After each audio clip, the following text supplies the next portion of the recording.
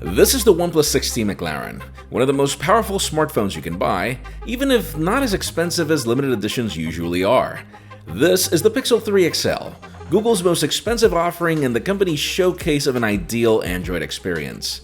I've been really looking forward to this comparison. You'd think that price defines more quality or that specs define better performance, but there's really only one way to find out. I'm Jaime Rivera with Pocketnow, and this is OnePlus 6T versus Google Pixel 3 XL.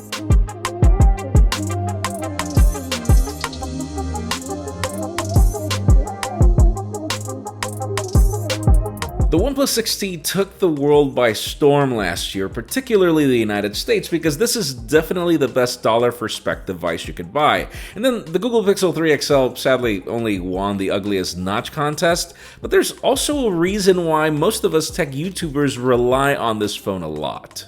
Seen from the back, I'll call this one a tie. Each company has its own unique way to have each device stand out.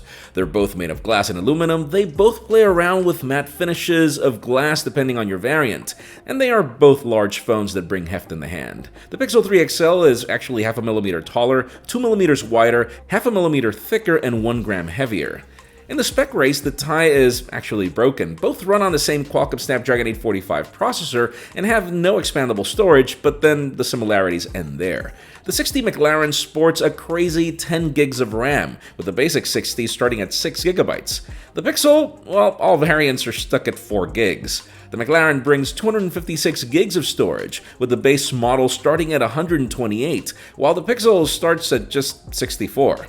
The 6T even has around 300 mAh more in the battery pack as well. Now, the Pixel 3 XL swings back with having IP68 water and dust resistance, where the OnePlus 6T does have splash resistance, but there is no rating.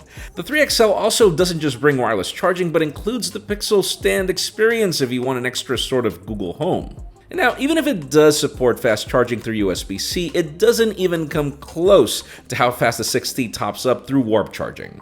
And as for content consumption, it's also hard to call a winner. Both have OLED displays, but the Pixel has more resolution at Quad HD Plus versus 1080p Plus, even if the OnePlus 6T wins in having a significantly brighter panel. It also defeats the Notch and Chin King with nearly insignificant offerings. Seriously, if it wasn't for the dual firing speakers on the Pixel, this segment would belong to OnePlus. More wearable, the barrier of entry. Well, there are people out there who could definitely benefit. Now, a segment where I would totally call this a tie is in software. Sure, the Pixel is the quickest way for you to get the latest version of Android, but OnePlus has proven that they can catch up in just a couple of weeks.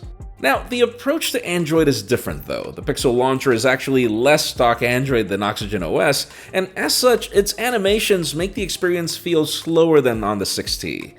I can't say I like one more than the other, but I will admit that I do find the Google feed to be more useful to me than the OnePlus shelf, and then I'd prefer the OnePlus approach because everything else is just faster. I'd also give extra points to OnePlus for its more natural gestures. I'm seriously annoyed that you can't switch off the Pixel pill for something else on the 3 XL. Now, even with the added kick of the OnePlus 6T and its internals, launch your favorite game and you won't really notice much of a difference. Both devices are powerful. The 6T will just launch certain games faster if you've been taking advantage of Project Boost, where extra RAM is being used to load certain elements of your favorite applications. Another area where I give points to the OnePlus 6T is definitely battery life. Sure, the Pixel 3 XL will get you through end of day, but then the 6T will take you an extra day in certain cases. It is just amazing. And then it's little things like the mute slider that I really love on the 6T, even if you can click the power button and the volume buttons on the Pixel to achieve a similar effect. You've got some nice face to unlock on the 6T as well, along with an on-display fingerprint scanner, though I do find the standard scanner on the Pixel to be a tad faster. Oh, and don't forget, you can squeeze the Pixel for the Google Assistant, but then the 6T also allows you to use a long press on the power button to do the exact same thing. Again, so many cool things on both phones and so many similarities. So how about if we talk about the tiebreaker that you think is coming? The cameras. Yes, in this department, I will always say that a Pixel is a Pixel, but once you notice the results in a computer, you will say that the 6T is actually no slouch. See, both companies have their own proprietary smart HDR, and you can tell with the resulting photos. Dynamic range is just fantastic on both during the day, with colors and warmth just being great on both devices, obviously the Pixel having an added kick. But it's really not until you hit low light scenarios where you start noticing why we all love the Pixel. OnePlus does a really good job with nightscape, but once you compare them to night sight on the Pixel, you'll just see less noise and more detail coming from the Google offering.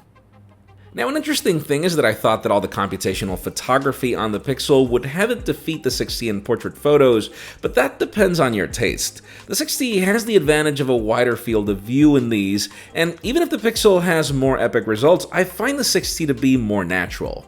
And then if you were to switch cameras and go for selfie portraits, let's just give the race to the OnePlus 6T, as this device does know where 3 people are in the shot and adapt. I honestly only prefer the Pixel for wide selfies, as those are definitely more handy for group shots.